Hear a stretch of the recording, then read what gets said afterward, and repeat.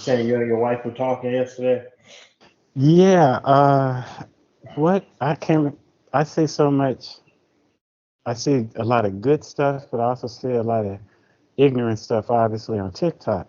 And some story or something was being discussed. You know how they have this whole so-called relationship discussions across social media? Yeah. And something in one of the like 3-4 minutes that I saw got me to thinking that I was like, we are still dealing. Okay, was talking about babies and out of birth wedlocks and stuff like that in the black community. And someone quoted a statistic, said 19% of the men are producing majority of the illegitimate children in the community. And at the moment of hearing that, I stopped and I was telling my wife, I said, I used to have this book. It's called To Be a Slave. I think Jules Lester wrote it. I think it came out in like the 60s. And I had another book by C. Van Woodard, The Peculiar Institution. And then I had a third book, the title of it I've forgotten. It was like something about, it was a anthology of readings from the 60s and 70s. And somewhere I have it written down, the title of the book. But there was a story in the book talking about a man somewhere in some county in South Carolina who had been born in slavery. And his story was being recorded by workers with the Workers' Progress Association when they were going through the South during as the government was creating different types of jobs during the Depression. And they were recording the life stories of African Americans who were still alive, but who had been born in slavery. And there was one man who had been on a slave breeding plantation, and he was loaned out as a slave stud. And I think there were hundreds of children within that county, and everybody traced their genealogy went back to him. And it was like doing this celebration, and they had this like people from around the county came to see him. And so it was this one man, and he had fathered hundreds of children as a stud on the plantation. And so all of these people were related to him in some way. And as I was thinking about this, the alleged statistics about single parenthood in the black community today, and I thought about that incident. I thought about what was being discussed in To Be a Slave, and I thought about things discussed in The Peculiar Institution. And I'm like, we have not made the progress that so many of us think we have. We're still repeating we have the exact same sleeping habits or sexual habits from the slave plantation.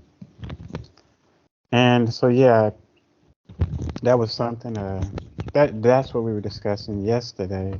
And so, yeah. So we got a lot when it comes to these interpersonal relationships. We got a lot to deal with. And this book, the Handbook of Conflict Resolution, it's pretty good in terms of really getting down into the subject matter. And who's the author of that book?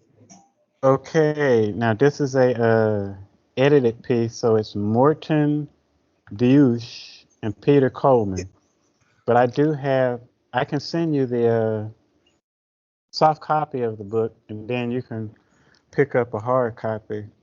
Because I'm sure nowadays a book like this is like $1, $2, $3, $4, $5. Now I do know they are in later what is the word? It's later editions, because I think the edition I have is this might be the first edition, because I've had it since 2005. Yeah, this is the 2000. This one says 2000. Okay, so I have the first edition, and it is in later editions, because I've occasionally seen that online and can see the later editions of the book. But in terms of that, what we were talking, about the interpersonal relationships, family, nation, that's one book. And this other book I have here, I learned from Amos Wilson, one of his lectures from back in the day. And this book gives us a whole different, makes us have to come at a lot of the issues we are dealing with from a different perspective. The title of this book was written by A.R. Luria, and it's Cognitive Development and its Cultural and Social Foundations. And this was published in 1976. Now, what's interesting about this book is that a number of things that we may take for granted within our community, assuming that people know, are things that as a result of the experience of enslavement, or as a result of the experience of conquest, and then enslavement. And then within the United States, if you want to go and look at the extended period of Jim Crow, and then you look at what actually occurred in terms of civil rights movement, the civil rights movement, and the Black Power movement, we have a number of institutions.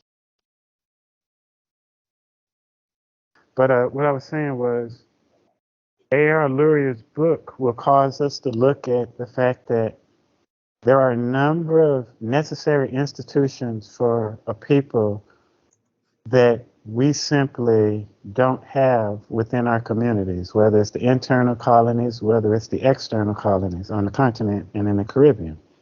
We don't have those institutions anymore. Amos Wilson gave an example in the lecture that I'm thinking of, where he was talking about, say, an immigrant family, say from Vietnam or China, that comes to the United States.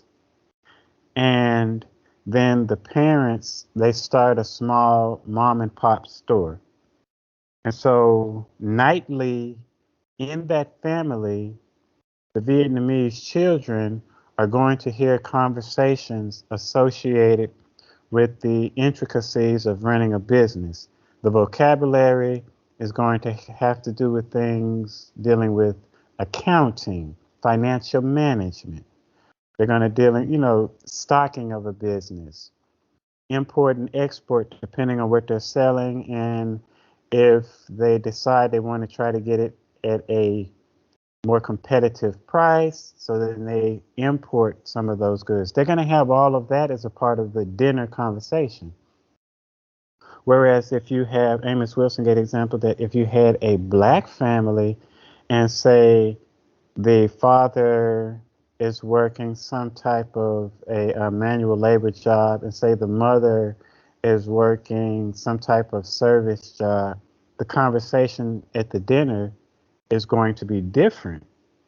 You're not going to have that type of vocabulary that's going to be natural to the child.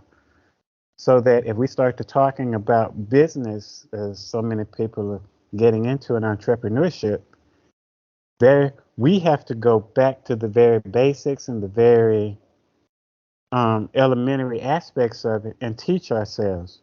Because one of the things that happens with colonization and enslavement is that those institutions which normally would be natural for a people are erased. And so these are two books that I would definitely, I'm like, okay, yeah. A.R. Lurie's Cognitive Development is Cultural and Social Foundations, and the Handbook of Conflict Resolution. And that, this is material that, as Amos Wilson put it, this isn't exactly material that you can stand up and lecture. You can do simulations. And I'm still looking to see if I can find some software that allows the simulations. Now, I do have something, and it is a video game, actually, but it's an old video game. And it's, let me see if I have it on this particular computer. But it deals with, it's dealing with nation building. And it uses, the old, it uses civilizations from antiquity.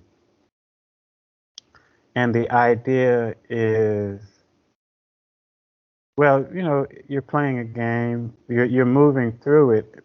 It's presented as a game, but what I found was that it was a great tool in turn to use for teaching, because it's dealing with civilization construction. And one of the things that I decided to do was, and one of the reasons with the game that I liked it was because it was dealing with ancient Egypt, which it's a great teaching tool in terms of nation building, because it forces us to take in, to look at every single thing you have to do with constructing a civilization from scratch, starting from a simple village, and then you move. And there are actually a number of those. So I found that they make pretty decent simulations, because you want to engage in simulations, because that's where we really have to go with a lot of this information that we're discussing or we're talking about. You do simulations and you can really accomplish some things, or really get the information across, because it's not a lecture type situation. But the I believe it's on ancient Egypt, and I actually came across that game years ago, just passing through a dollar store, and I glanced off to the side, and they had this information. I was like, okay. And I found it worked pretty good. But simulations is where you go with public policy. There's one, I think it's the University of, is it the University of Michigan had it up, or it was Michigan State University. And it dealt with the U.S. national budget. And it allows the student to get a hands-on in terms of talking about balancing of a budget, the national budget, what goes into the national budget, where money's being spent. So that's another pretty interesting tool when you get to talking about nation management. Because, John Howard Clark mentioned that we had to reacquire the skills of nation management. So, which brings us into global political economy, because that's what we're dealing with here. This is nation management. This is what it should be. shouldn't be what we have going on, because we get to spin our wheels. So I know you've been seeing the stuff in the media with Niger, Guinea, Burkina Faso, Mali on the one hand, the fact that now Algeria has stepped in and Libya has stepped in. The government in Libya, whoever's in charge of the government in Libya, because they've had their own issues going on. And then you had basket case Nigeria over here that wants to lead an invasion into doggone Niger to restore the democratically elected government. Now why do you want to call Nigeria a basket case? Because the president of Nigeria right now, he's in court because the election was so close that they're alleging irregularities and that he's not actually the president. And so he's got this whole cloud in terms of their cases before the Nigerian Supreme Court being brought by I believe by the two opposition parties, the two other parties where they're saying, no, this guy, no, he shouldn't be. So because he has this legal cloud in terms of the legitimacy of his president, it made absolutely no sense for ECOWAS to elect him as the head of ECOWAS for this, I think, for whatever the period of years the period of time that he's the head. That made no sense. And then for him to come in and say, okay, he wants to send the Nigerian military in to restore the democratically elected government. And he wants ECOWAS to send a military force to restore the democratically elected government, as he put it, in doggone Niger. That's complete foolishness. They've got succession movements in Nigeria. You got the Igbo. They want to pull out and reestablish Biafra. I was watching YouTube, and you've got some Yoruba groups that want to succeed from Nigeria. And there are some other succession movements. In the northeast of Nigeria, you've got Boko Haram, which they have yet to defeat. They're still engaging in kidnappings and attempting to carve out a caliphate in northern Nigeria. And then you've got a low-level civil war in the Niger Delta, where there's also kidnapping. Then you've got banditry across the country and kidnappings, for ransom. And you want to send your military into Niger? That proverb that says, "Whom the gods hate, they first make mad," is true. Because I'm looking at this stuff, and these people are doing. Now, wait a minute. You're in a house of cards, and you're talking about, let's send our military over here. And at least Liberia's president said something wise. He said, look, why are we up here complaining about, you're talking about a military coup? He said, well, what about an institutional coup? Where you've got basically people with money who can afford, they seize control of the so-called democratic institutions. So, and you're upset when you have a military coup, and you don't just have a military coup, but you have a popularly supported military coup. So, but yeah, this is the heart and soul of political economy, because this stuff the strings are being pulled by the U.S. Secretary of State Blinken, I think is the Secretary of State for the U.S. He landed, his plane landed in Sudan, and he had a meeting with the president, with the head of the army who was over the Sudanese government, was over the government there. And apparently this meeting has something to do with the fact that the Sudanese transitional government that was in place was looking towards Russia, and they wanted to engage. I think it was alleged that the Russians wanted to They wanted to allow their Russians to establish some naval base. It was something. There was something going on that the U.S. disliked. When Blinken met with the head of the government, and it didn't go the way he wanted it, and then he leaves. Not even 10 hours after he's out of the country, the Rapid Support Force attacks the government of Sudan. Now, that Rapid Support Force was the old Janjaweed, which were the Africans who are actually the Africans who think they're Arabs and they do the whole Arab thing and were slaughtering people in Darfur. These are the people that the U.S. decided to work with there. And they had been supporting that group because, it was the U.S.'s suggestion that, no, you incorporate the Janjaweed, you incorporate them into the military as a rapid support force. So Blinken comes, things don't go his way, he's up in the air, fighting breaks out in Sudan.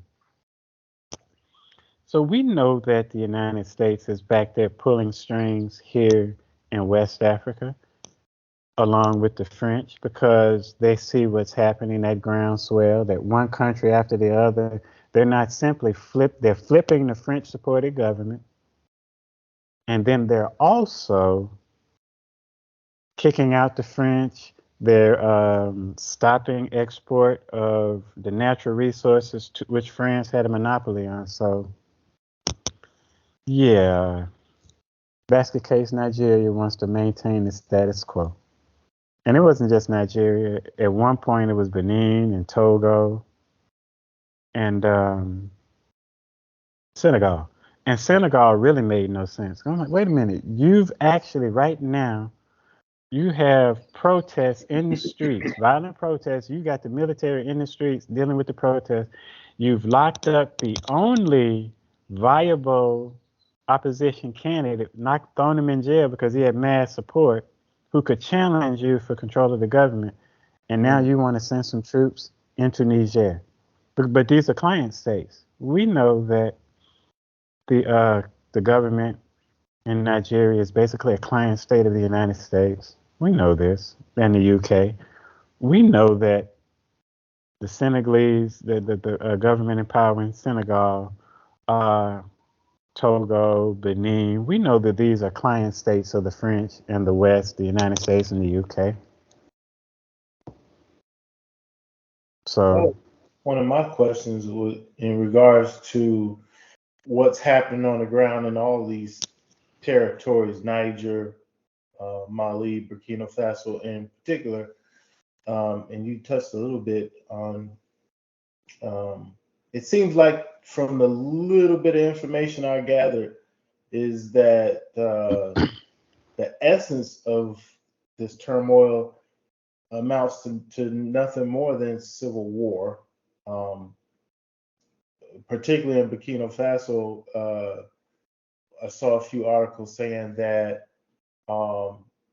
the military that's in command right now under how do you pronounce his name? Traore, essentially is saying that we're going to suspend the Constitution and basically martial law is going to stay in place until they can suppress the Islamic jihadists. So I look at some of what I could find with the conflict going back to as far as 2017, I believe. And what you find is these are Arabized Africans who want control over this territory. So it's a civil war, basically, right? I mean, I think last week when we talked, I asked the same question, but I don't think I framed the question properly. And then we saw this stuff transpire in the news after that last conversation this past week. So, would it be correct to label a lot of this as civil war at its roots or at the essence, or how would you frame it? You have one population of Africans essentially volleying for power against another group. Well, well, in terms of let's use Burkina Faso as the example, and what I would say is here you have a jihadist movement. It's a jihadist movement, and they're operating from the Wahhabi doctrine, which is an extremely fundamentalist, conservative, intolerant variant of Islam. You know, and we see that with them attacking Sufi Islamists, Sunni, they attack the Shia, and they're accusing all of these people of being not, they're not strictly following the tenets and doctrines of Islam. And that's a movement that whether there is another international player in there, and that's Saudi Arabia, which finances Wahhabism across the continent. So you can look and see Saudi Arabian money behind Al-Shabaab in East Africa, and you can see Saudi Arabian money behind Al-Qaeda. You could see Saudi Arabian money behind the Islamic insurgents in Boko Haram. So if you follow the money closely, even this separatist movement in there's a separatist movement also in a region where they want to carve out areas of existing states, areas of Burkina Faso. They got areas of Mali. They want to carve out areas of Algeria, areas of Niger. They're trying to. That's another. I call it separatist movement. So you have these insurgencies, these movements, which have a particular political vision of the future. And so they're striking for power. And so you have that group. In the neo-colonial nation states, you've got two other groups. You've got this small black colonialist class, the black political class, which are compradors, which are neo-colonialists, which are under the thumb of the United Kingdom, of the French, of the United States, for example. And they're the ones who are basically in control of the apparatus of government. Because in a neo-colony, government is pretty much your biggest employer. Government is your biggest moneymaker. That's where you got to go if you want to become wealthy. So you got that small elite group, very small. And their influence is really outsized, considering that their numbers in terms of the total population is very small. And then you have the grassroots within these same neo-colonies, and the grassroots primarily are youth, because we have a young population here. It's not the 40, 50, 60, 70 somethings, but it's the youth, who are the largest segment, say, if we're going to just use West Africa. This youth group doesn't necessarily have an ideological focus per se. What they do have, they're beginning to discover it.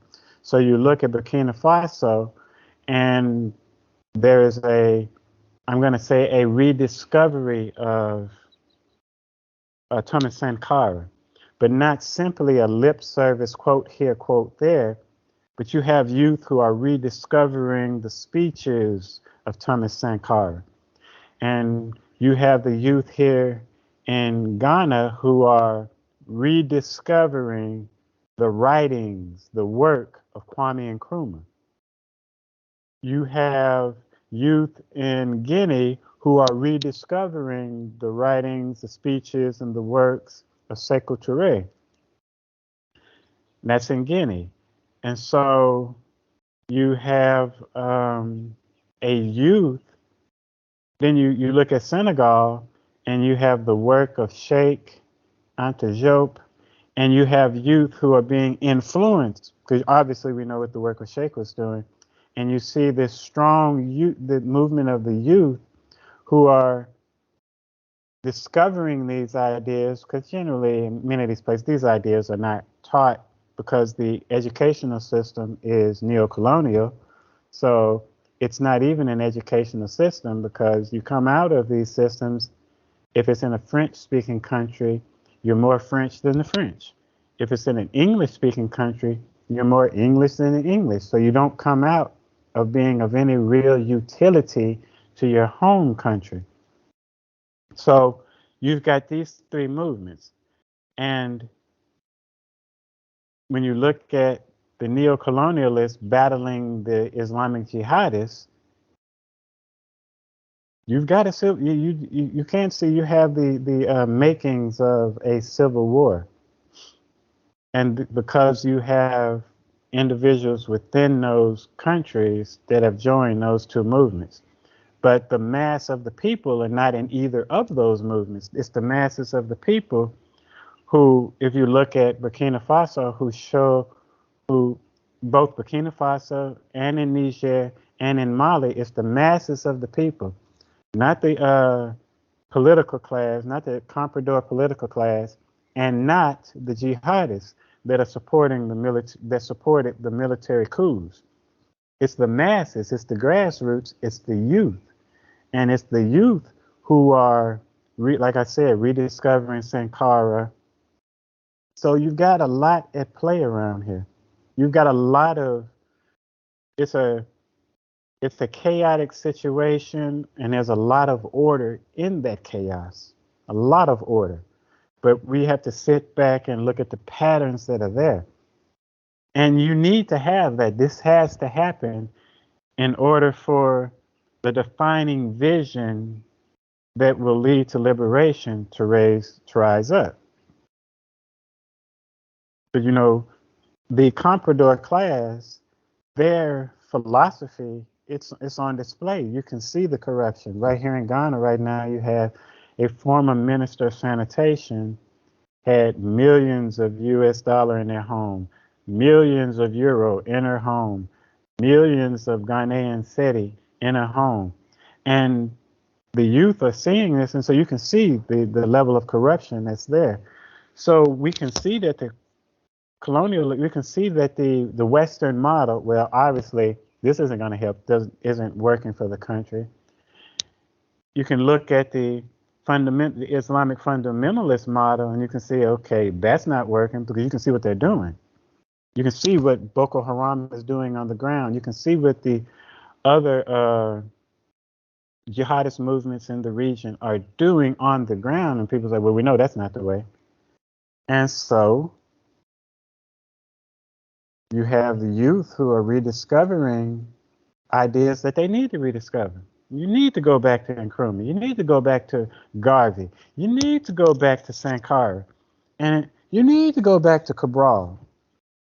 Now you put all those together, now you've got something that you can work with. But yes, you can see that, and even in a country that says it's stable and the political situation, you know, where they're having their elections, you still get two groups that are struggling. You got that youth grassroots that are looking for, they're looking for the ideas, they're looking for direction. Now, that doesn't mean it's all the youth, because obviously you got that group who go to university, and then many of them, they want to join the black colonialist class, the neo-colonialist comprador class. That's where they want to go.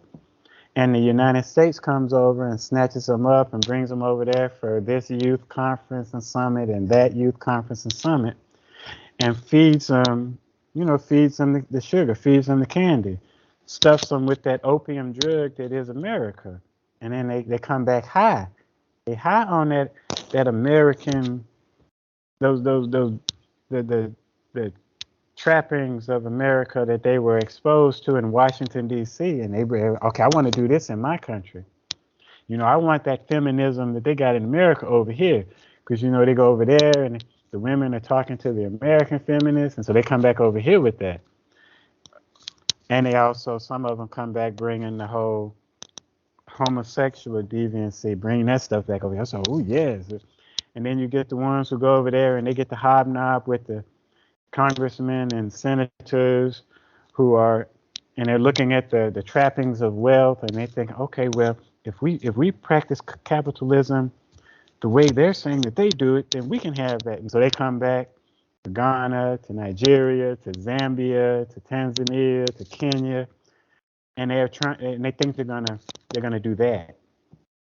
Or the ones who, well, I'm gonna go, it's entrepreneurship, it's private sector, and they want to be the African Bill Gates or the African Mark Zuckerberg, or they want to emulate the guy who owns Twitter, which is now what he's calling it X. So you got that small group, but it's a small group. The masses, the grassroots, the ones who are struggling day to day, and for my wife and I were out yesterday, and we saw a sign. This is a simple example. The sign was advertising for a job. It didn't say what the job was, but you were like, the job paid 850 cedi for the month, which is roughly like about 70, 80 some dollars. That's pretty normal. So, there's a huge, massive gap between the joker who's in government and the person who's not, the average person who's simply working and struggling to, they are hustling to survive. It's a huge gap. So yeah. You do have the beginnings of a civil war, but it's not simply two parties. Mm-hmm. You actually have, because as I said, once we started talking about the Islamic jihadists, where they're being financed, they're getting backing, and that's the type of Islam that is pushed by Saudi Arabia across the globe. And then if you want to add another group, it's the jokers coming from the West who are Christian, because that's another group. You get the whites who come here and do their crusades, and so because you want to. So that's another group. They're not obviously carrying guns and stuff, but still it's destructive and harmful. Because some of them are actually trying to push an acceptance of homosexuality and all that. Some of these Christian organizations that come in, but no, we're tolerant and all of this stuff. I'm glad you explained all this because it puts to sleep a lot of the misinformed notions that what we're seeing is just basically revolution. And it's hard to communicate these different factors or elements to people who don't have the awareness or the understanding of what's actually taking place. It's not simply the African indigenous population having a revolution and overthrowing the French or the West or the imperialists. And like that's a great example of that linear or Cartesian thinking. And I thought it was very essential to really kind of dive into and look at all of the parts, the elements that are taking place that we just don't see because we don't get it in the media. And then you'd have to, research and go back dozens of decades, before you can really understand the essence of what's taking place. And again, it's not simply the Africans who are indigenous overthrowing the European imperialists. Exactly. It is far more, it's far more insidious what's going on and what you have. And until we get a strong ideological component, you really have to have that ideology, that political ideology that is going to guide you. Because we have a grassroots, but the economic ideology that they're pushing or that they think is going to work is still the neoliberal order. Comparative advantage, free trade. So you got to have that ideology, and it's definitely not a revolution. No. Even with Mali and Burkina Faso and early discussions about forming a federation, that's still not revolution. You'd have to, in order for there to be a revolution, you'd have to have a national liberation movement come to power, and then the revolution would begin because it would have its focus culturally, and it would begin to remake the nation in an African image. No, it's not a revolution. Far from it. Far from it. So, how important is political organization? And I don't mean just political education or political agitation, but how essential to these situations is actual political organization. And give an example. I'm thinking like the EFF in South Africa. Would that be considered actual political organization? But I'll let you explain it. Well, if I were going to give an example of political organization for me would be Hezbollah. And yeah, from Lebanon, Hezbollah. And I wouldn't use any African current political organization or political movement, but I would use Hezbollah.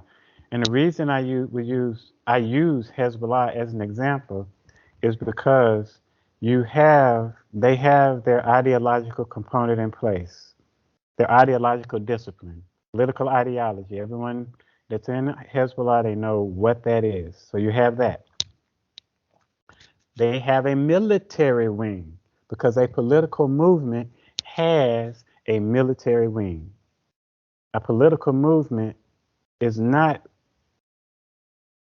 what this American example that's been given. It comes from the U.S. when they, growing out of the political parties and the factions that grew out of in the early days of the U.S. of the establishment of the current U.S. Constitution and whatnot. No, a political party would have a militant wing. It would have a military component to it because a political movement cannot afford to allow another body to have a monopoly on coercive force.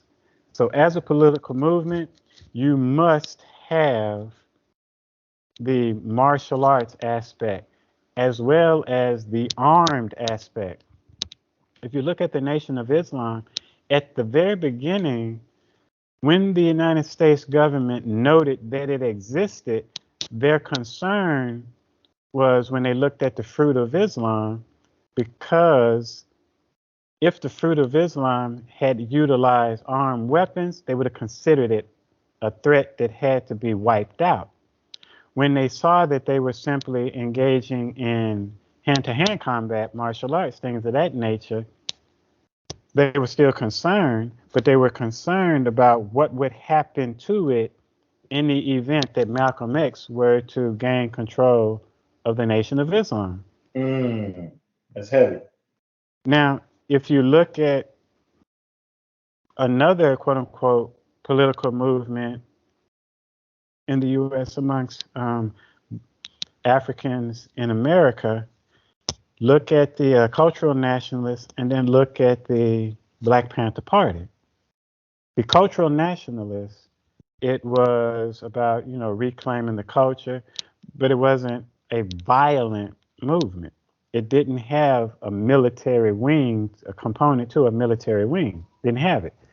Whereas the Black Panther Party, in its initial formation, was an actual political party. They put in place what their ideology was going to be. And they also had coercive force. They utilized U.S. laws, but they acquired weapons. They were seen as a threat by the U.S. government because they began to mature. So they had the political ideology, They had a military component. They were going to use the laws. They were going to arm. They were going to protect the black community. And then they started engaging in taking care of the social welfare of the people of the community. That made them a threat because, once they started to providing Saturday schools, once they started to the free food, the feeding program, once they started to putting in, providing health service, medical services or whatnot, now they were on the road to becoming a full-fledged political organization, a political movement, and a challenge to establish authority. When you look at Hezbollah, they have the ideology, they have the military wing, but then they also have social programs. They have established banks. They have hospitals and health clinics and schools. So when you go into, I think their base of operation, the seat was in, I think it's southern Lebanon. I don't recall right at the moment. I can't recall right now. But you go into that area, and yes, I know, men, when they join and they go off and they sacrifice themselves, but they also have a program for the widows of the martyrs. So they have a full-fledged, basically they have a state within a state. And they have what you might consider autonomy or self-sufficiency to a degree, They're right? self-sufficient, yes, because they also, there's the food component where the agriculture.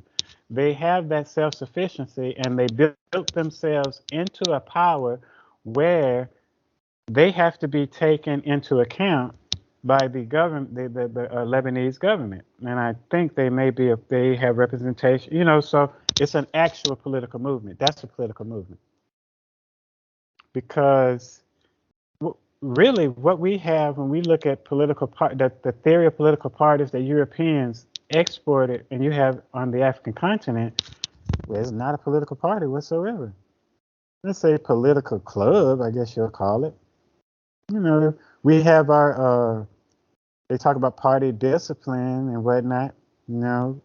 A political movement, you do not allow your opponent to have a monopoly on coercive force. I'm going to use an example that some would consider controversial, but it's a great political example. Look at Germany during the Weimar Republic. So you had the imposed democracy that was placed there, supported by the West. That's where they got their backing and whatnot from. But look at the opposition parties. Every opposition party in Germany during that time had a military wing.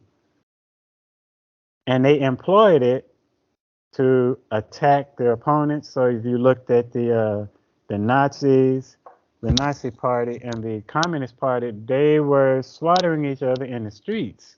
But they had that military component.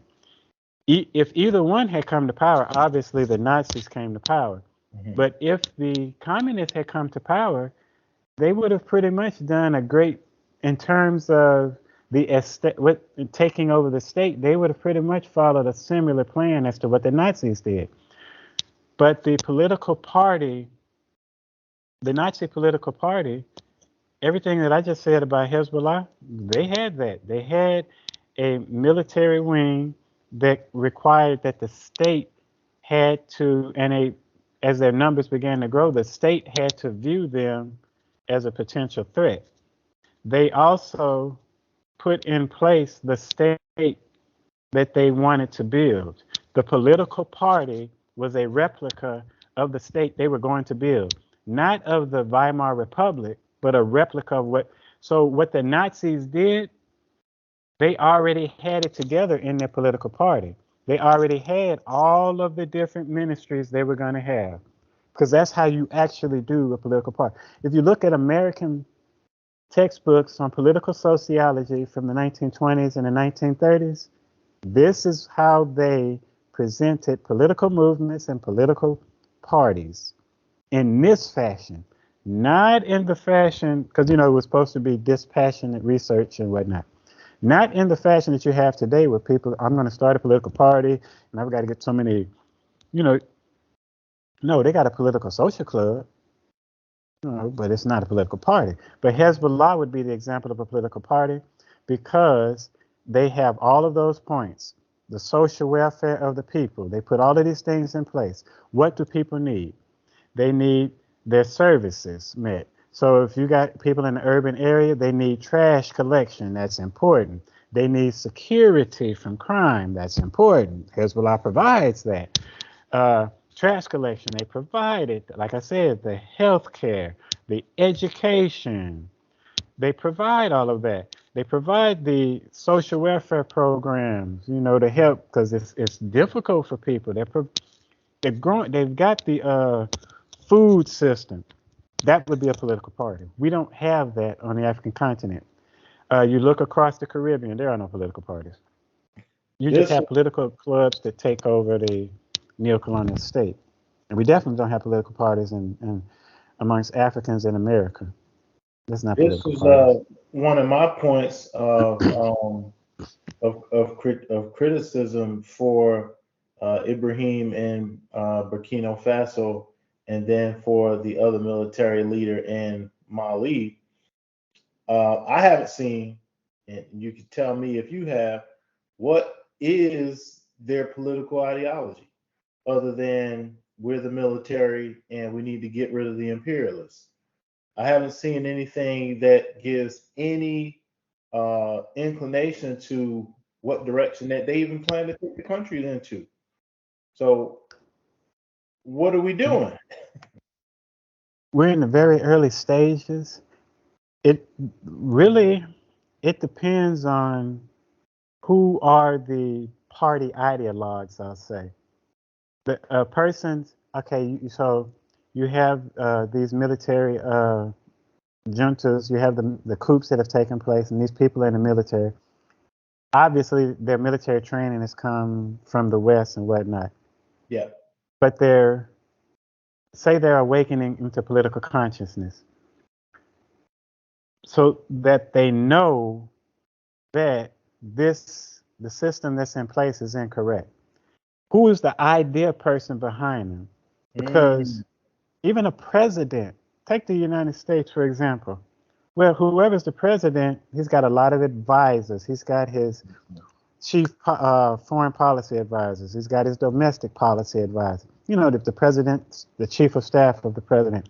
You've got a lot of people with these ideas, and so who are advising them.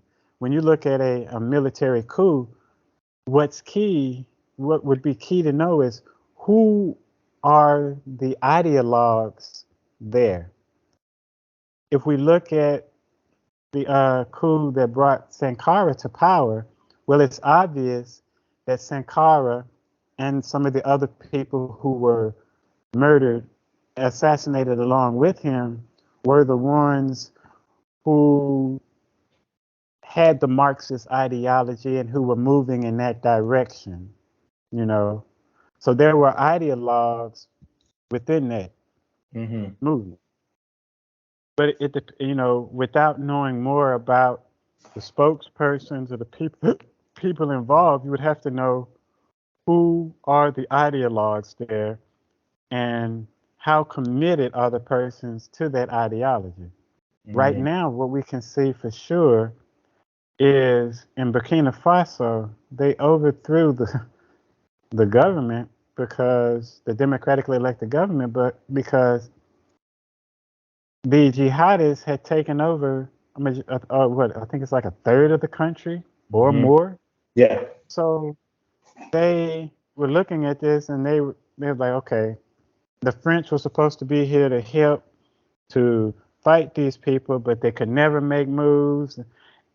The French were hamstringing the fight against the jihadists in Niger, in Mali, and in Burkina Faso. So, you get them, the military has taken over, but we don't know who the ideologues are.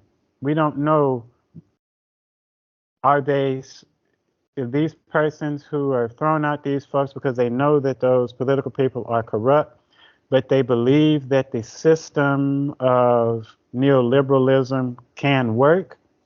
Are these persons, no one, there's been some quotes of Sankara, but we don't really know how invested they are in the overall ideology that is subscribed to.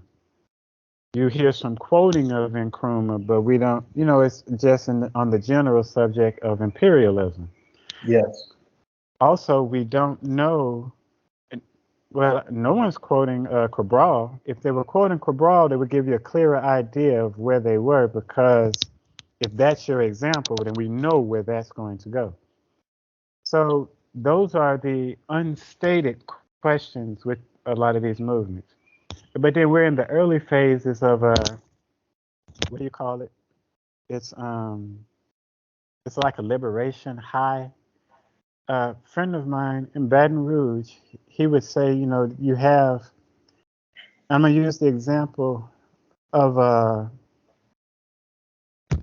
what happens in the U.S. when the police are caught on camera killing a black person. So, there's a process that goes, and you get this. I can't think of what the actual term is, but there's this anger, this movement anger and righteous indignation, and people are angry, and they get in the streets, and then they're gonna march, but that's an emotional reaction, and it's gonna have a beginning, it's gonna have an ending. Pretty much it's gonna peter out.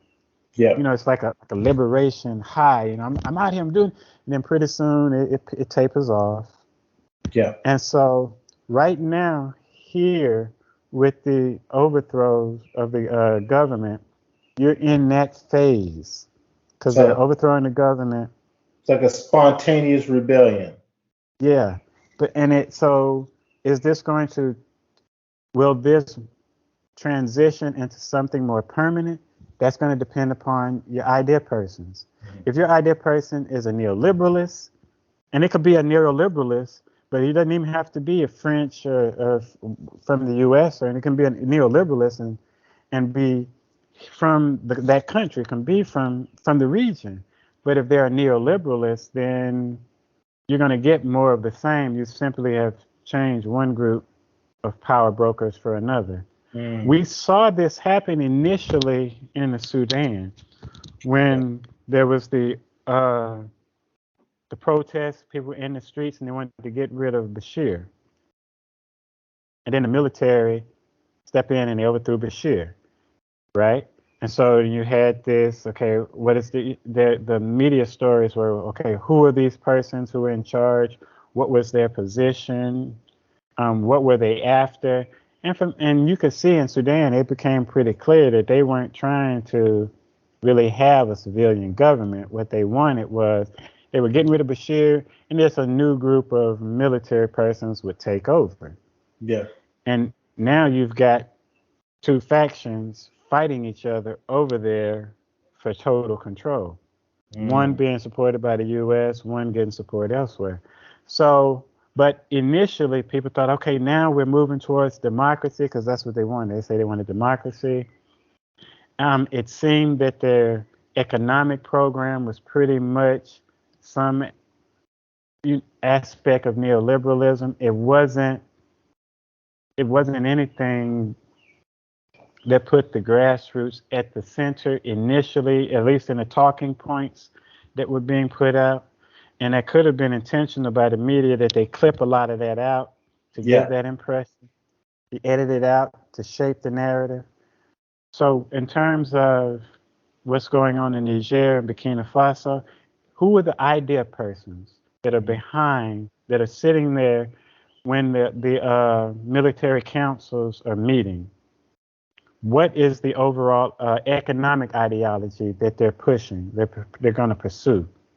Because if you have a self-reliant ideology, that's going to take you away from neoliberalism. If you are, on the other hand, trying to do the free trade route, it's going to basically give you more of the same of the current Hmm. situation. I haven't I haven't seen you or heard much from you in regards to say Zimbabwe under Mugabe.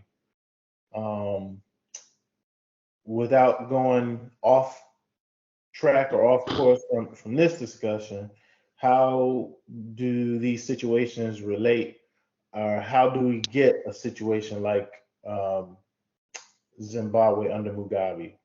Do we see that possibility taking shape here currently with the uh, dilemma that we're seeing now with Mali, Burkina Faso, and Nigeria?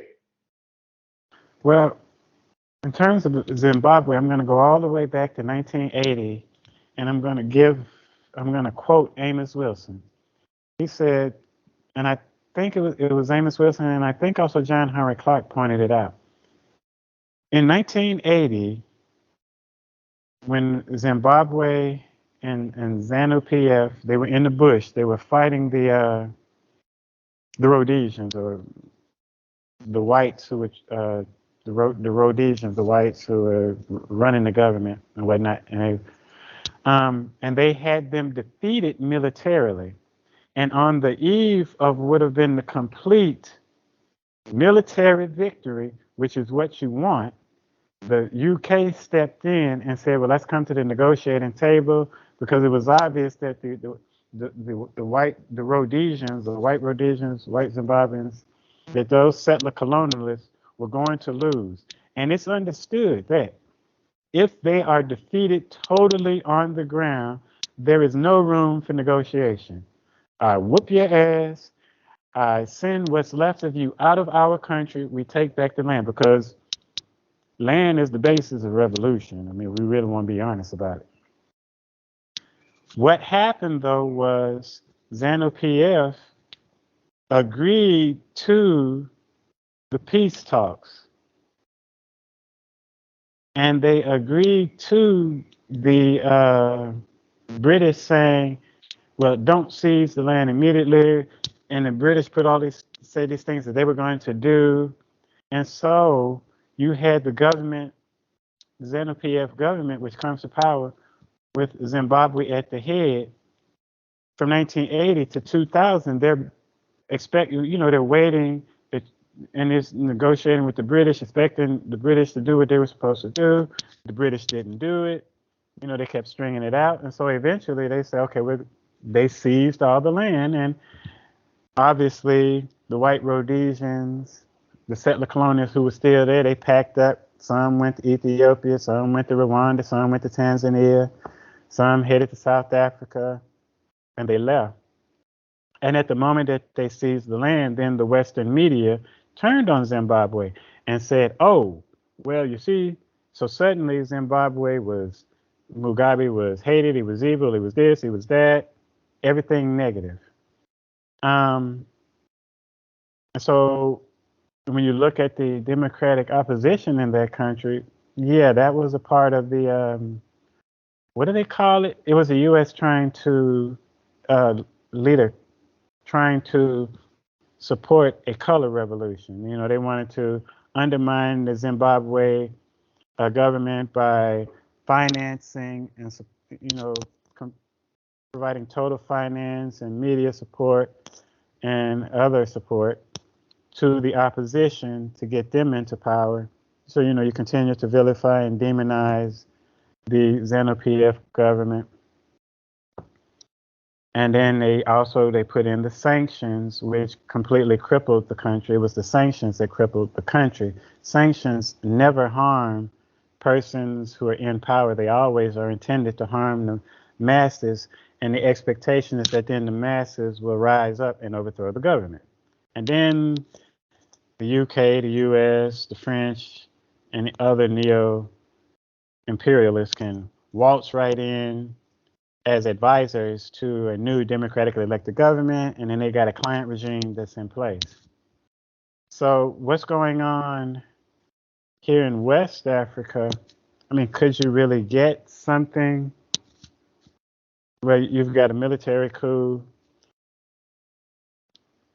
You've had the military coup, and these persons have taken over, and that's not unusual. That it's not unusual in history that once you have a military coup, and then if you go to some quote unquote legitimate form of government, that the military leaders become the heads of government. I once made a statement, and so many people disagreed with it, but I say it's pretty much part and parcel in our history as a people. If we look at Kemet, you have the unification of Kemet. It was the general, it was Narma who was the general. He was the head of the army who then leads the government. And the reunification of Kemet under Mentuhotep II. He's a general, he's the head of the army. He takes over, and then that becomes the legitimate government. You look at the Zulu under Shaka. Well, what happens? One person is chosen to replace his father once he dies, but then Shaka rolls in, seizes the government. It's a military government. Then these military personnel transition over into the established African institutions of government and lead the government. So, not unusual. But do I see a situation like what occurred in Zimbabwe taking place here on this? Are there some similarities, or is there to what's going on? You can obviously see this. There are similarities there. I think Mugabe is intentionally vilified, and even the so-called objective scholars who are all financed by CIA and other conservative organizations, imperialist organizations. They're finding, even on the continent, these persons who write these papers, who are doing this so-called research, they're financed by him. There was a book that talked about the repercussions of the seizure of land in Zimbabwe, which didn't get a lot of media play. I'll send you the title of it because I don't recall it right now, and I don't want to take the time to look for it on my computer. But the book showed that there were a lot of positives that came in terms of the food production in the country as a result of that seizure. So it wasn't this basket case. And even in Zimbabwe now, when you look at the persons who are in opposition to the current ZANU government, which is completely corrupt.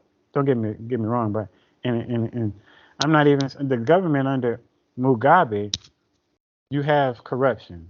You had corrupt individuals that were there. So I mean, to say that these were all paragons of virtue, no, because everybody's not involved in a liberation movement for the same reasons. You know, and Nkrumah made that statement when he talked about Ghana when he was once they started the Nkrumah Institute in Winnebago, and he was saying that there wasn't any ideological discipline because in the effort to throw off British rules, you had a lot of people that joined the political party who they didn't hold to a socialist outlook. They were intent on being, capitalists or whatever. So I'm not saying by any stretch of imagination that the ZANU-PF government, even under Mugabe, was paragons of virtue at all. And the current government is, when you look at the persons who are critiquing the current government, a mistake that they make is they will use this statement, and you can hear it around the continent. Well, they'll say, in 19 plus and so, the government the government budget was this, and the government had this much, it was wealthy, and then once we took over, it was running to the ground. Those are imperialist talking points that are lies, because they're talking about the state of the government under the imperialists, ignoring what was the state of Africans under that? So these are some of the things that that's just, and obviously we haven't gone into any degree of detail in Zimbabwe, but when you get individuals that start to compare the colonial era to now, and as a critique of the Nkrumah government, as a critique of the Mugabe government, as a critique of whatever government they dislike, when I hear that, I'm like, you can tell that person's, the cognitive history, the history that's in their head, the cognitive memory, the history that they have in their head is completely divorced from the reality of the situation that was at play. Completely divorced. But how will this situation that's taking place now on the ground pan out still remains to be seen, because you've got NGOs in those countries. Yeah, they're throwing out the French and all of that, and they're inviting in, I think, supposedly, I think the Wagner group has been brought in to help them to deal with the jihadists. They're getting military and some other support from the Russians. So the situation is still in flux, and we really don't know what the actual ideology of the persons in charge are. Yeah. They're doing what we have on social media today, which is a lot of quotes. You can see a number of people, they'll quote Nkrumah from something and they'll like it.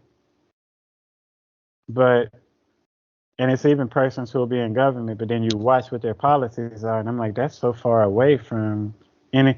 Even if the person says, well, I'm a socialist, and then you watch their policies, and it's like, I don't think you're much of a socialist. You're much of a youist. You out for you. Oh, that if you're done there, let me know. Yeah, did you complete your thoughts and clarifying that? Yeah, yes, I did. You brought me to another topic. The idea of being socialist or communist and living within the confines of the U.S., for example. I've always argued that, and I always, I get pushback when I say this, but I've always argued that you can't practice socialism or practice communism while living in the confines of the U.S.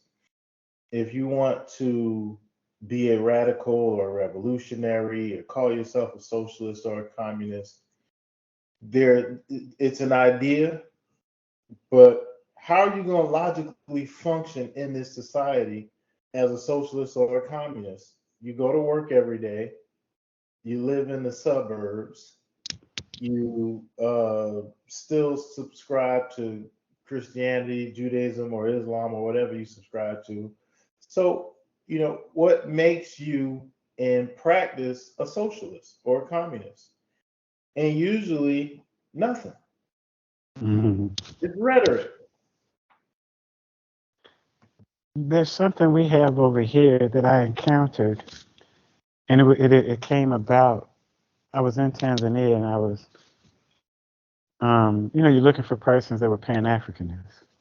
And something that I noted as I began to meet more people is that there was let's call it intellectual pan-Africanism, or intellectual socialism, or intellectual communism.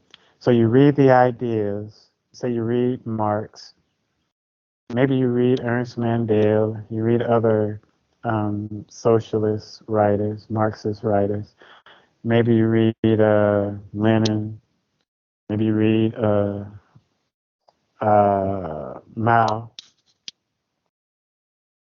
and Michael Parenti, Tariq Ali. You read some of these different writers, and you sit around and you discuss the ideas.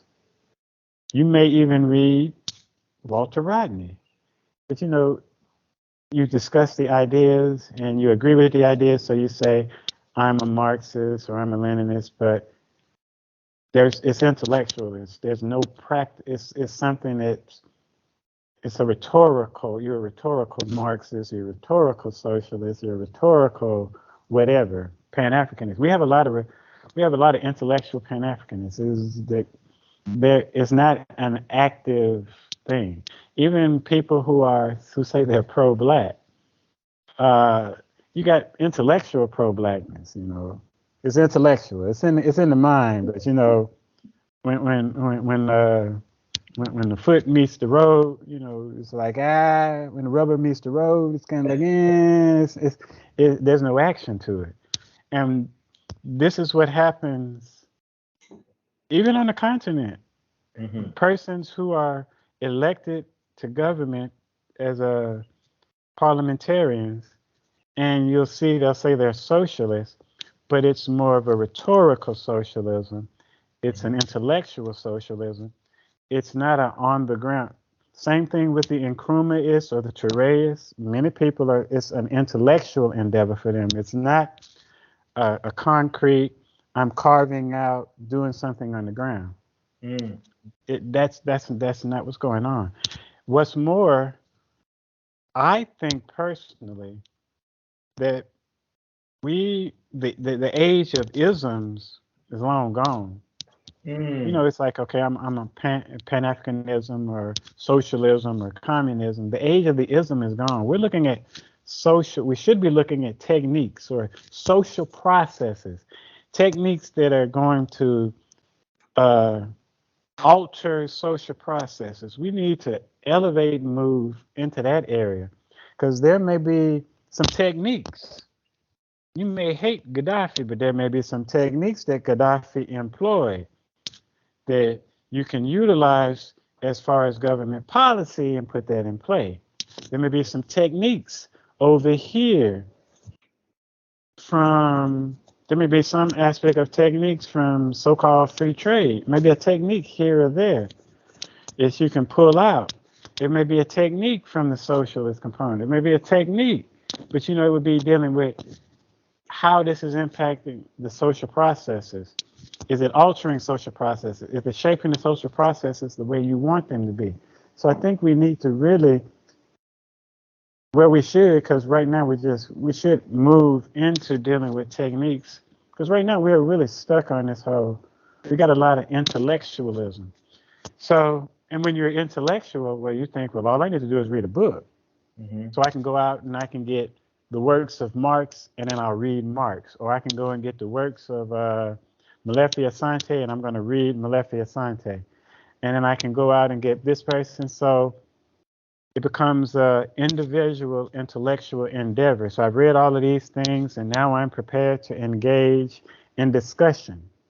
I call it debate, but it's really a glorified discussion on these ideas. You know what it was?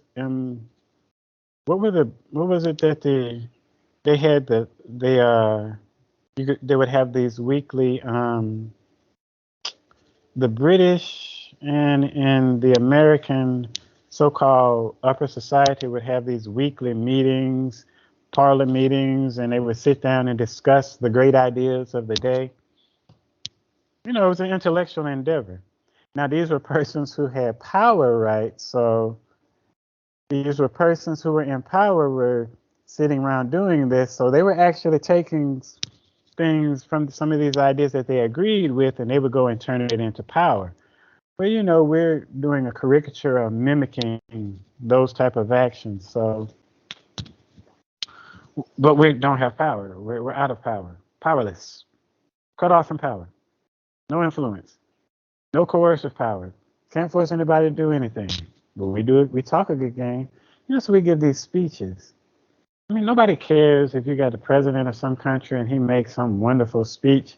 He spoke truth to power. Think about the statement you just made. You just said that the president of African country A spoke truth to power. You just said that he has no power, which means the person who has power, he's tolerating you. Okay, we let them have their lick.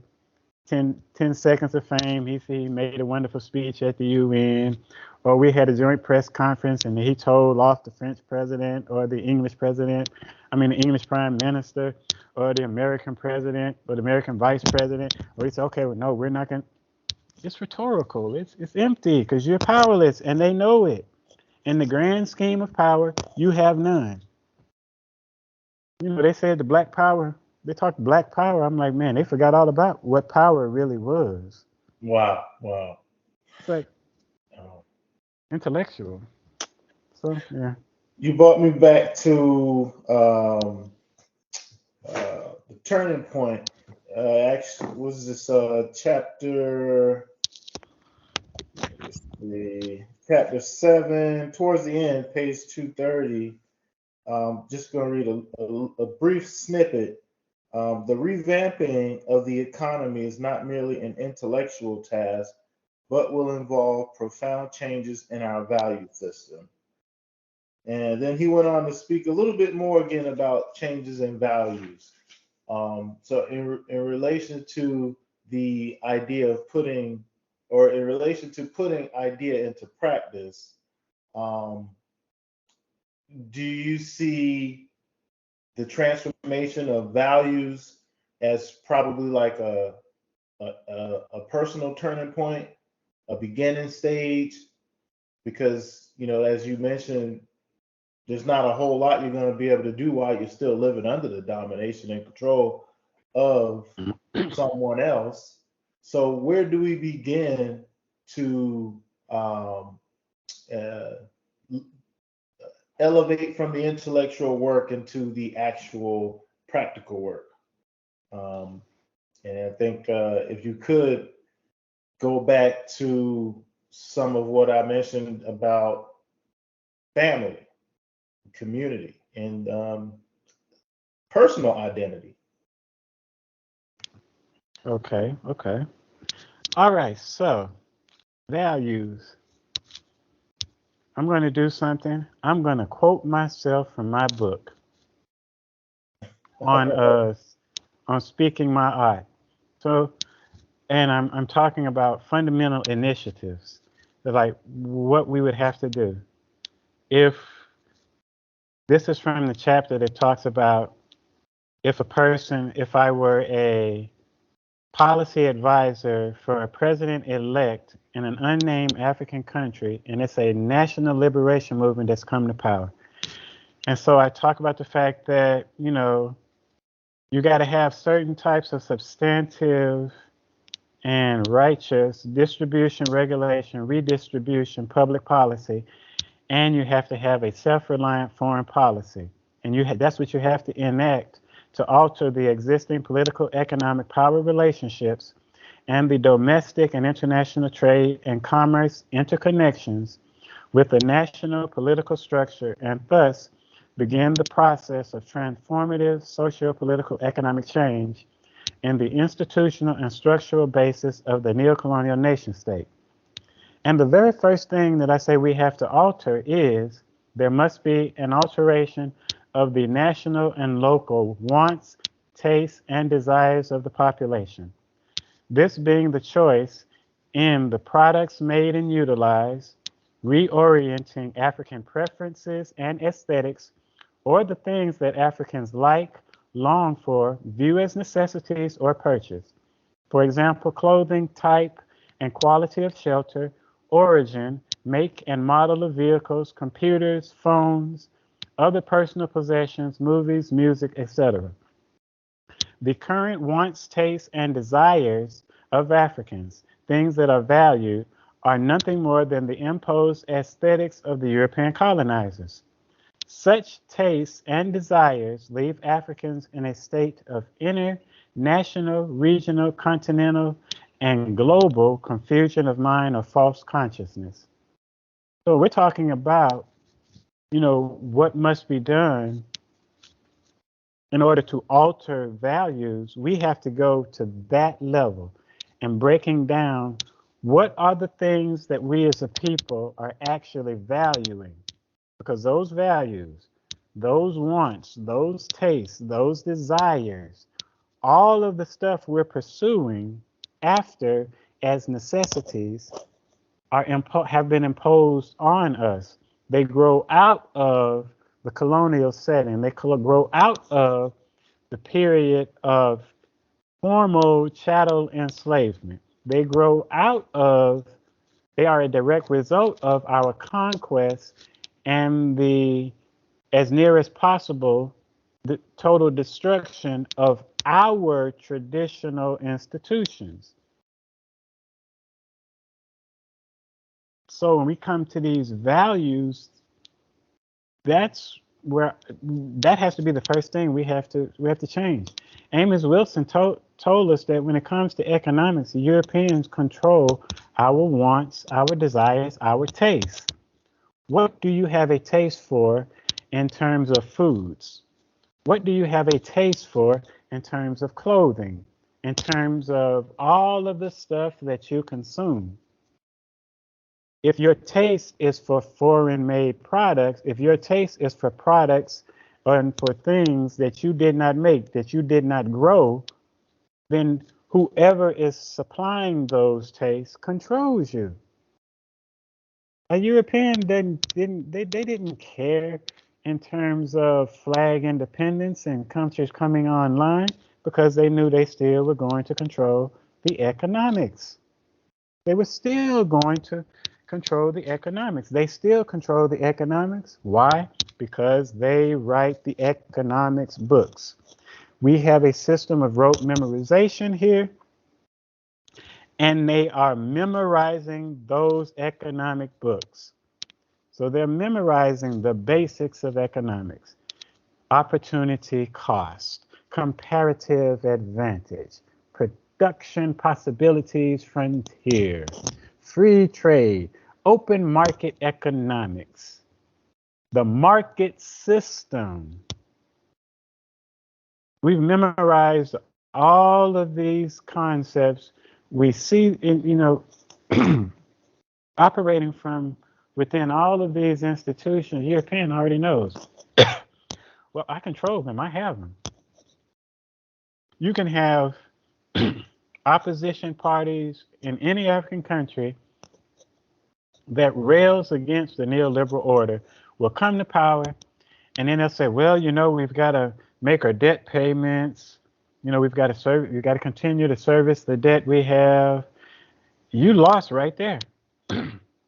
Unless you repudiated that debt as odious debt, as a debt that was detrimental and harmful to the masses of the country, and refused to pay it, you haven't done anything.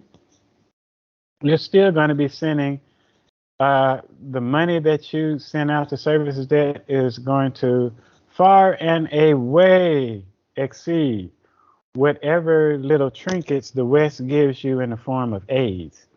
You can't service. So anyway, because they control the economics our economic thinking, they control the very vocabulary of economics that we utilize. Our economic literacy rather is drawn from them. It's shaping our thinking. Our economic cognitive culture in our head still locks us into a thought process of consumption, and the items that we desire, our tastes, our wants, the things we value, are all from outside of ourselves. They come from Dubai, from the United Arab Emirates. They come from the US.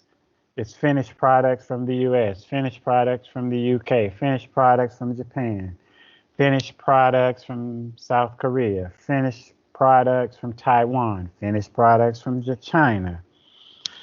It's so that's a problem. Those the aesthetics that we hold to, the wants, the tastes, those values shape us as individuals it shape us at the individual level, at the level of the personality. So when you have that going on, when shaping us there, well, that's going to impact our it's going to impact our relationships at the individual level, whether it's our interactions in a workplace, whether it's our interactions in our community.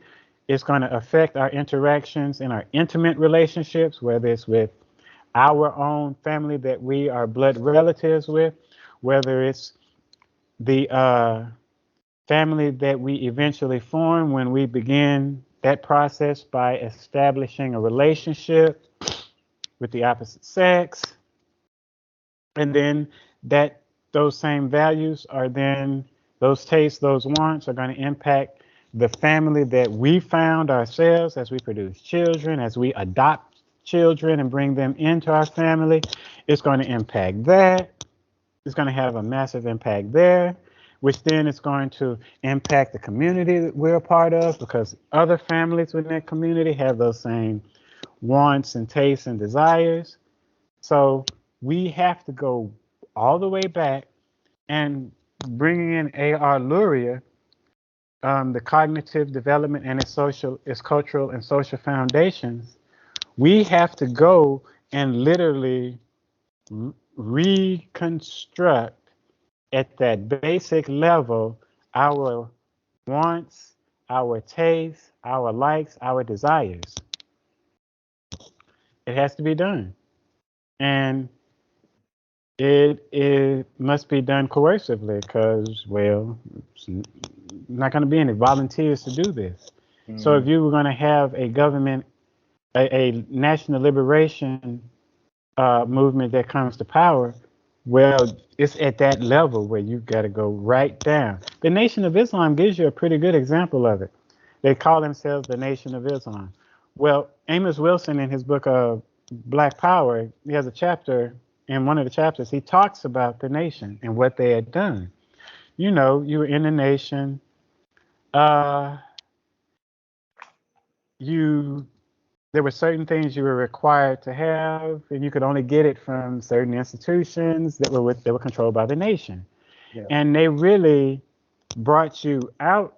They were altering. What they were doing was altering tastes and desires. So they were taking you away from that taste and desire for all of the stuff that you were getting from the whites, and they were replacing that. It was substitution, if you want to use one of the economic terms. They were substituting it.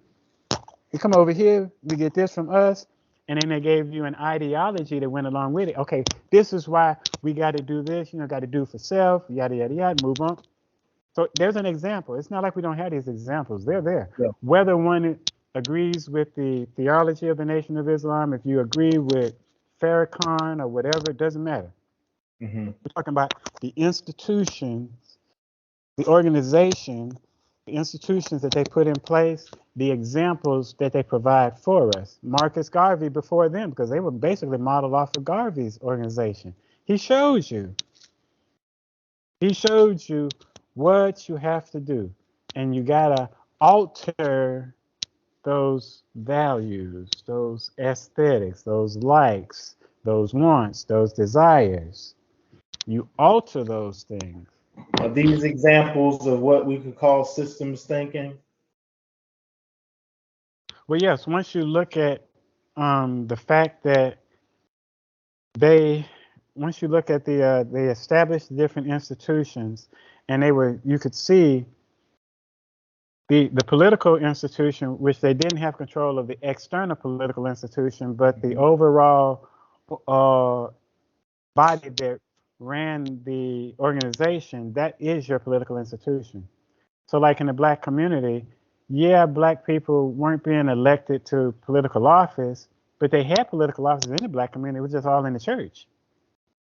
So you had these institutions where you could see how the power should operate or could operate. So yes, it is taking you into systems thinking, because once you start to breaking down and saying, okay, we got to change the wants, desires, and the tastes, you're going to affect every other institution. You're going to affect the educational institutions. You're going to affect the economic institution. Obviously, you're affecting the economic institution. So yes, it's forcing you to have a more holistic look at the situation, more ecological, which means you're now going to be situated and viewing things in a systems view or systems perspective, as opposed to segmented. Mm. And last piece here, I have an elder here locally. She's 76, I believe.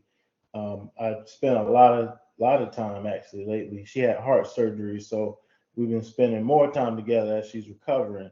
And she's a pretty good fixture in the community, you know, city council and NAACP and all those things. And she constantly talks about the need to help Black people. So as I'm learning a systems approach to problem solving, I share a lot of this with her, and it's difficult for me because it's like she's ignoring it.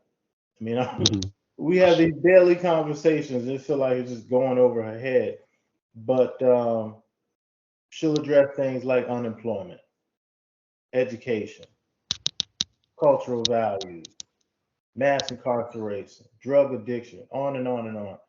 And we were talking just yesterday, and she was talking about how there might be, for example, there might be some grant program in the city that will help you get the skills you need to get a job, but people don't show up to the program, right? It's their fault if they don't get the resources. So I'm trying to get her to understand that it's not just the individual,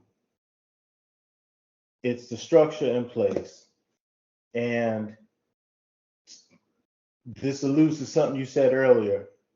We won't get people, this is what I'm telling her, we won't get our people to do the quote unquote right thing unless we have full control of the system in every aspect. We have to literally control the entire society. And if we had to, say, for example, create a policy that makes it mandatory that you have to go to work, you can't just be unemployed.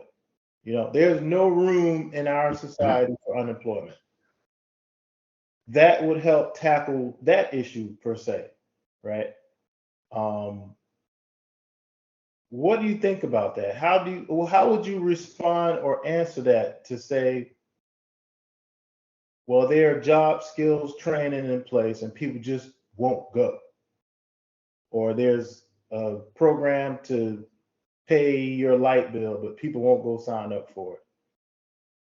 How would we address the need for some policies in place that aren't necessarily authoritarian, but we need to have something in place that says, look, you need to do this thing, and we're not going to allow you to just be unemployed, or we're not going to allow you to be a drug addict? How do we use a systems approach to solving these problems? And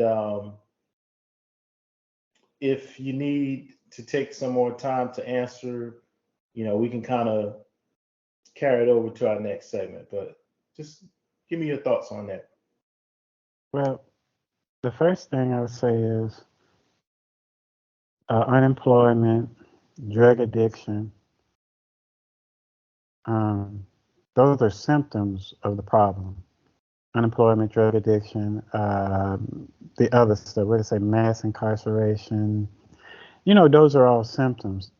And I once had a pretty decent economics book. I think it was a macroeconomics book, and that's how they explained it. They when they came to the chapter on unemployment, they were like, well, unemployment is related to all of these things, and these are all symptoms of a larger issue.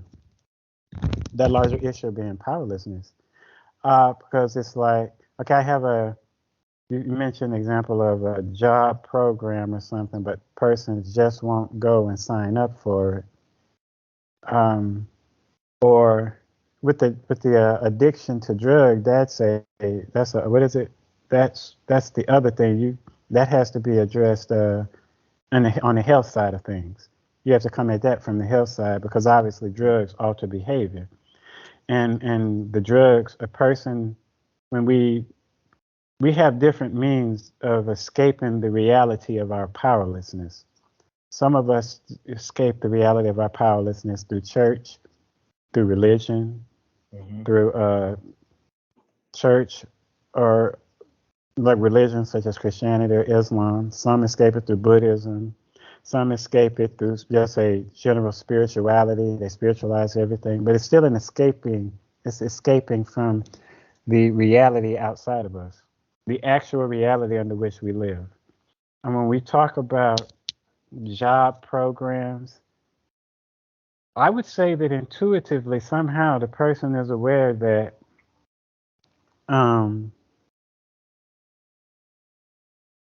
if you told me there was a job program and they've set up a job program in the community for people, I would ask, what's the budget for the job program? How's the job program financed?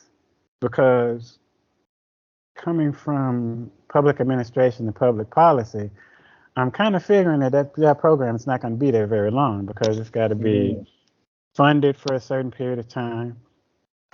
You know, it's obviously it's funded for a certain period of time, then that appropriations for the funding comes back up. Or if this is a federal program, and how well supported it is. I would ask a lot of those questions. The person on the ground, some people have, when they talk unemployment numbers, some people just get tired and they give up and they quit. They just, so when they show you unemployment numbers and they say the unemployment numbers went down, that doesn't necessarily mean that people found jobs. It's just they just got tired of the no. I know personally from experience that you can look for jobs for like 6 or 7 years in your field and never get a bite, or just get the form thing sent back to you. So when we get to talking about why a person may not take advantage of a program, I don't know that particular story for that individual person, but there's probably a rationale that's behind that, where they just say, okay, I'm just not going to bother with it. Absolutely. So it's like when we're dealing with that subject of trying to get people to go without it being authoritarian, we're dealing with powerlessness. So, it's like, this person, obviously, they're not going to do that, but they've got some other things, probably some other vices that they're locked into. And so you're now back over into the health issue. We're talking about cognitive stuff going on that would have to be dealt with before you could even hope to get the person to change. The Nation of Islam, when they would take people who were strung out on drugs, and they had a very good system with very low recidivism or whatever.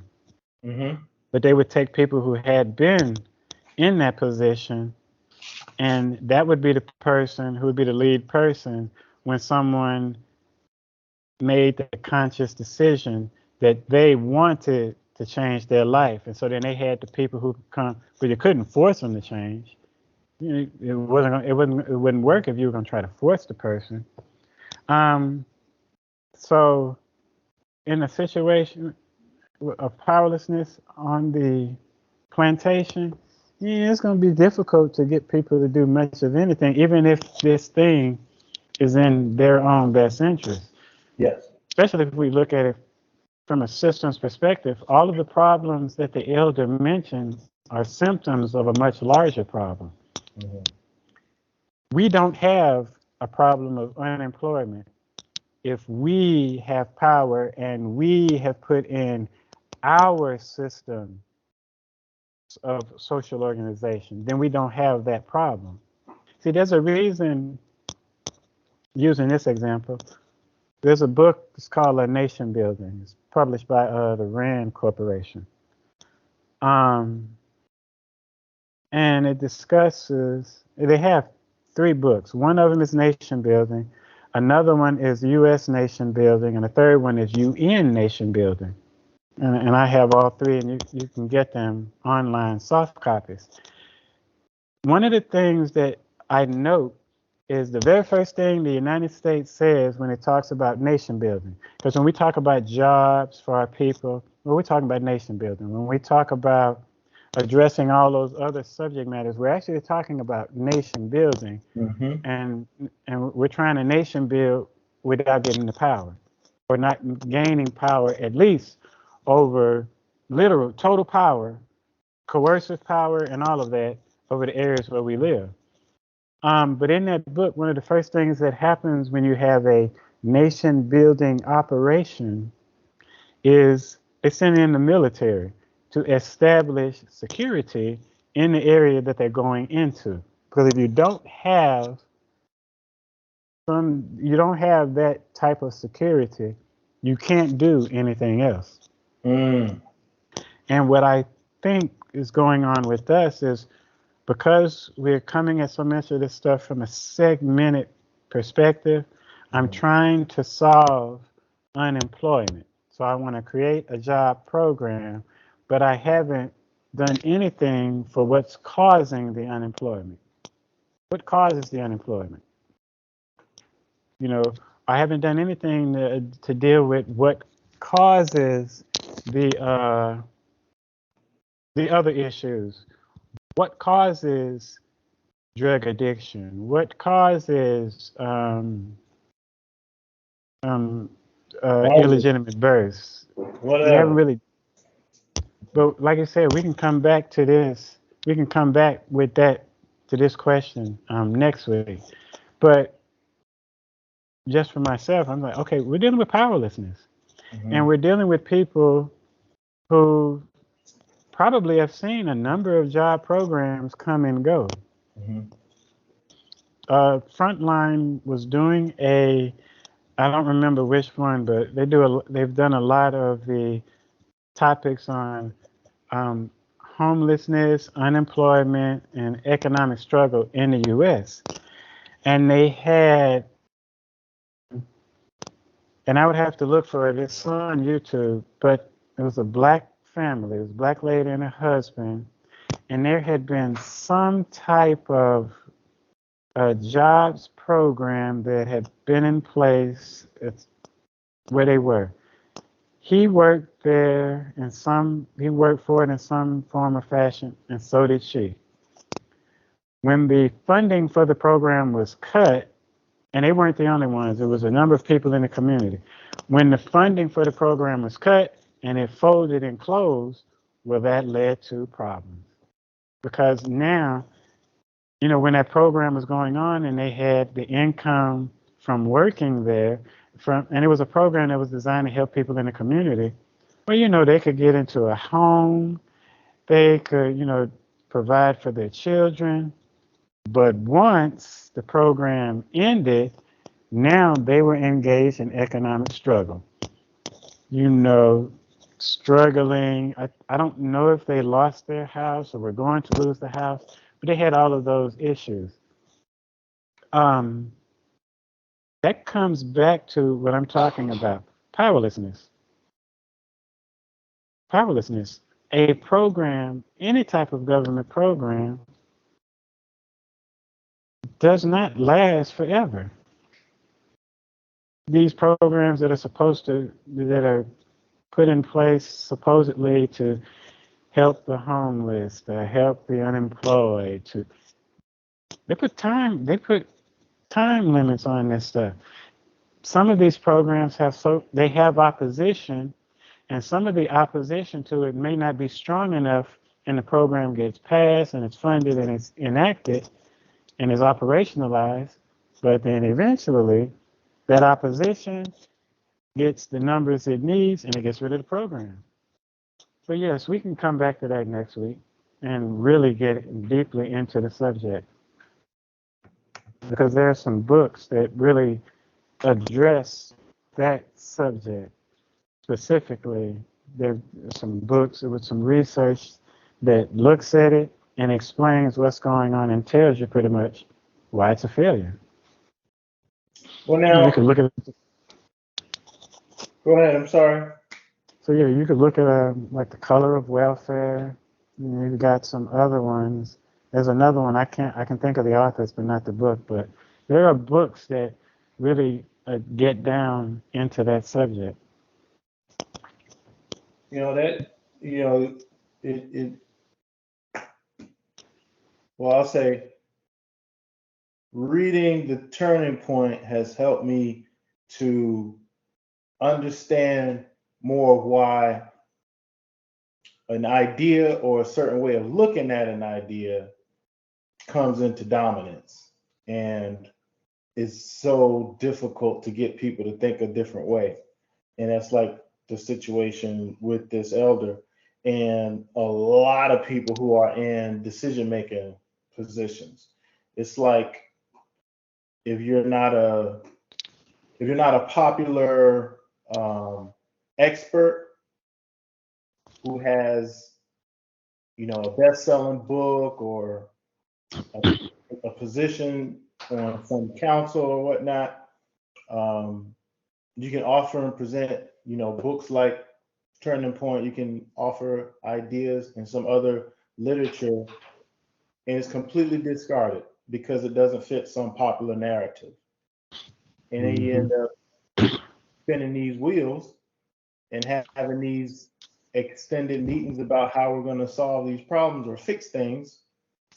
And these all ideas are all rooted in the same backwards thinking. So, what are your thoughts on uh, approaching problem solving or solution based um, community work? Uh, should we even entertain the greater political apparatus, or should we focus our attention on what we can do in small silos? Well, I mean, if you're talking about within the United States, because it's interest group politics, it's driven by interest, and because you've got the different levels of politics, you can, even in an urban area, you can have, you can establish organizations and establish political organizations and both participate and in some cases seize control of the local organs of government. So you shouldn't just turn their backs completely on the system, but they need to thoroughly understand how that system operates and what its purpose is. And understand that no, by participating in the American governmental system, you're not going to, if the goal is liberation, you're not going to attain that type of liberation. At best, you can position yourself if you have a proper sense of duty and obligation to your community, to your people. It has to be first to your people. You have a sense of duty and obligation to your people. You can then establish organizations to protect the interests of your people. You can create cooperative economic entities to protect the interests of your people. You don't have to go into the individual entrepreneurship route, but you would have to create the cultural foundation, the social obligation, the social duty that comes, say, that some people, that the immigrants bring to the U.S. because they're coming from their cultural incubator. If you've been cut off from your cultural incubator, then you have to reconstruct those cultural strands and reconstruct that sense of social duty, social obligation to your people, so that you can then establish the entities within that American system to protect your people. Now you have to take a job from the Ashkenazi Jews, the European Jews, you have to take not a job, you have to take an example from them, because for generations, for centuries, they attempted to embed themselves in European culture.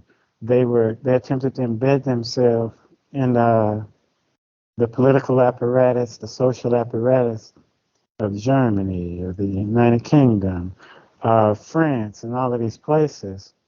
And it took the Nazis and the incidents of the Holocaust to bring all of the people around to the perspective that we need our own nation.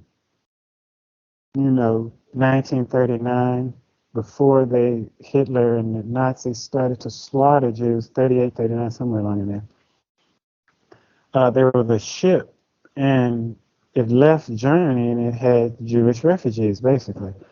And they were letting them go, and the French wouldn't allow them into France.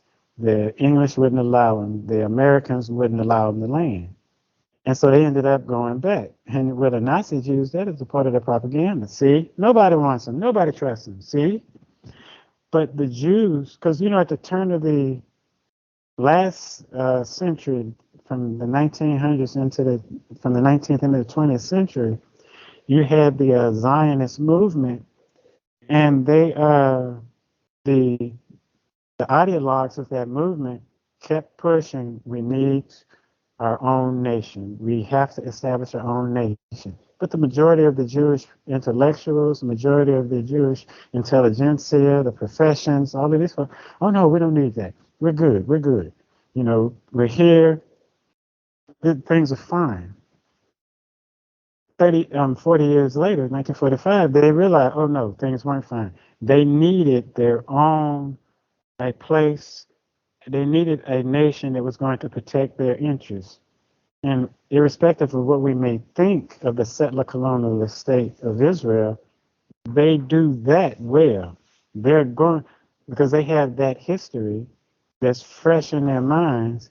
And so that's an example we can have to take from them, that you can establish institutions to protect yourself within the American system, but you must have a sovereign political entity with the military and economic might to protect the interests of African people that will serve as your protector, even as an African in America, even if they call themselves Black American again or whatever. But you need that institution, that political institution, because you're never no slave state, no slave people has ever seized control of the apparatus of power that enslaved them. That's never happened in the history of man. You've had a number of revolts. You've had individual slaves who rose up to rule the empires, but you've never had slaves seize control. It's never going to happen. And Kwame Nkrumah pointed that out. He was like, the only place for the black man was Africa. You need to take the skills and come there to build, come here to build. It was never going to happen in America. You can build some institutions to protect yourself, some institutions, and provided it's a cooperative economic institution that you can then use to build your wealth, and then take that wealth and move back to your land and your people and use that wealth to build your people. Not in the capitalist sense. It's got to be cooperative, which is why I know so many people love Chancellor Williams' Destruction of Black Civilization, but they got to read Rebirth of African Civilization. He came to Ghana. That research was done in Ghana. And it shows cooperative economics, cooperative democracy. So that's what can be done in America. But if you're just going to try to do a program here, a program there, it's going to be problems. Because the problem is being produced the problem is being produced what? Exponentially, and you working over here arithmetically. Your solution is an arithmetic solution, but the problem is exponential. And right now the problem is like a million to the trillion, and you over here arithmetically. You're arithmetic, and that's what we have when we have these solutions. We have a job training program, which is like one of those standard things. We're going to retrain people. Okay, they're still unemployed. He's still starving and hungry. Go vote. But you still, I cast that vote. I voted for I voted for Obama. I'm still home. Well, you couldn't be, I'm still jobless. You might not be homeless. You might have some address. And you registered and you voted, but you still, they had a child who was interviewed in Atlanta. And they asked him the question. They said, now that this was the day after the election, they said, now that you have a black president, Obama's president, how does that make you feel? Or what does that do for you? And he was like, my life hasn't changed. He was still going to be poor. He was still going to be, his life didn't change. So it didn't do anything for him. Amos Wilson told us the only people that benefit in terms of voting is the person who needs your vote. They benefit. But anyway, yeah. So we have to remember, as we discussed earlier, the first step of re-engaging with cultural values and life transforming and reaffirming values. So the whole value structure has to change, and that's difficult in itself. And again, we can go into this another time. I like to say Black consciousness even is not enough. No. We have to transition into an African consciousness, and then even beyond that, and redefine what it is that we're doing. I appreciate this segment. I got a lot of notes, a lot of great insight, and definitely look forward to the next session. Definitely. And it's like you said, that stuff isn't enough. And the thing is, the ancestors have shown us time and time again how you do it. And I'm just going to use when Kush seized control once again and ruled Kemet the final time. Because personally, when I look at all of these things, I say we haven't had power since Kush was defeated by the Assyrians, and then the Assyrians defeated Kush and drove them out of Kemet and back up to Napata and Kush, and where they stayed. And then, you had the next Libyan dynasty that seized power. I say personally, we haven't had power since Kush lost control of Kemet for the final time. But when we look at what they did, and when we consider what each time somebody came from the south and reestablished power in Kemet, they always went back to the beginning. Kush came and seized power, went back to the first dynasty, and dusted off everything. And as John Henry Clark said, they said, let us show you once again how you do this. So it's like, oh, Kush, they copied. No, that wasn't a copying of the old thing, because Kush had been the ones who had done it before, and they went back. But see, we European got us working with this modern thing, telling us that institutions, that ancient institutions, they're no good now. Edward Wilmer Blyden, in his book on African institutions, pointed out, people, we have a lot of institutions in our history that are far superior to what these Europeans have put in place. So we have to be willing to go back and look. That's what our scholars are supposed to be doing, but for the most part, they spend their time talking about, and we see the question, how were the ancient Kemet of people of Kemet, were they black? Or how black were they? Or, these questions, these superficial questions. Okay, you know what? This is what they're spending the time. I know we should be dealing with the institutions, and that's what Ngugi wa Thiong'o in his book, The Wizard and the Crow, that's what he's at the end of the book, when he's the character in the book is finding out that there's a struggle for liberation, and there's this organization that he's now being brought into That's what they do. They go up the Nile, I mean down the Nile to the Nile Valley, and they say, hey, and then the lights are lit up in that segment in the book, and he's saying it. We have to be willing to do that. But you know, as long as we're stuck on modernization, we don't want to, because we say, oh no, that won't work. You get that question a lot. They say, oh no, that won't work. It's because now it's modern times, and you know, really. So you're telling me you got to dress like a cracker to use a computer? No, you don't. Come on now. Oh, You that's the actually one. you got to live in a building like Europeans build it. No, you don't. Mwalimu, this is my last point, then I'm finished. But Mwalimu made the statement in one of his speeches in one of his books on a collection of his speeches. He said, "Why are you thinking that we got to build a building like the Europeans build and call it a hospital? Why don't you understand that we can build a traditional African cottage? It's spick and span and clean, and we can heal people just as well. But we are locked into thinking if it's a hospital, it's got to be built like the European builds it. If it's a school, it's got to be built like the European builds it." And it's like, no, we have our architecture, which is environmentally friendly, ecologically sound, and does it just as well. We've got our health system, our medicine, but Yeah. anyway. Re-engaging with those things that we put in place in the past. Sankofa. That's it. Excellent. Well, I appreciate this time again, and we'll talk, I guess, during the week and plan for next session going forward. All right. All right. Say